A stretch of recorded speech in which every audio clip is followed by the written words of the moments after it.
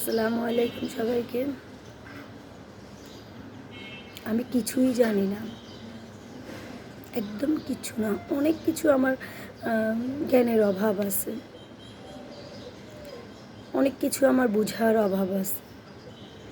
আমি আমি মনে করি একজন ভালো মানুষ, একজন সহজ সরল মানুষ সব সময় সে ভাবে যে আমার অনেক জানার আছে, আমার অনেক শেখার আছে।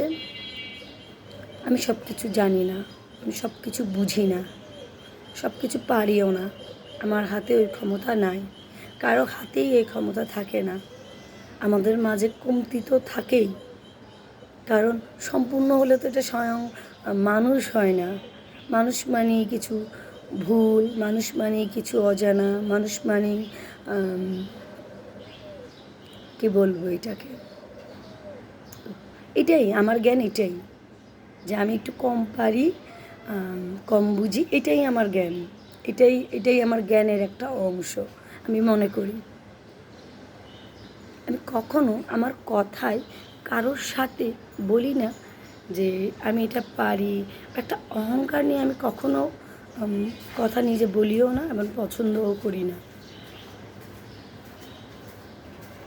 কারণ আমি দেখেছি, খুব বেশি ফিল করেছি, আমি যখন কোনো কিছু নিয়ে খুব বোকা বোকা থাকি বা বোকা সাজি, তখন আমার যে একটা তৃপ্তি, যে একটা ভালো লাগা থাকে, আমি ভুলেও যদি আমি কখনো বলে ফেলি যে এটা আমি পারি, এটা আমার জানা, এটা আমার জন্য কোনো ব্যাপারই না, সেক্ষেত্রে আমার মানসিক শান্তিটা হয় না। একটা কেমন জানি একটা ভিতরে যেমন একটা অহংকার থাকলে বা কোনো একটা কিছু নিয়ে অহংকার আসলে আমাদের না ওই মুহূর্তে একটা কি বলবো, মানে একটা রোগ হয়ে যায়, মনে একটা চাপ, যে আমি নিজেকে নিজে একটা পাথর দিয়ে চাপা দিছি, ভিতরে একটা পাথর চাপা দেওয়ার মতো একটা খারাপ লাগা তৈরি হয়।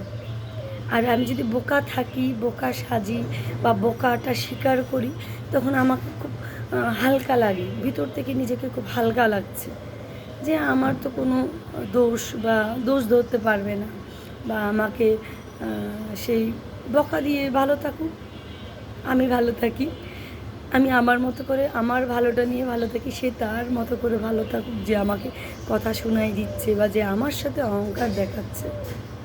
এটা ট্রাই করবেন, বোকা সাজবেন।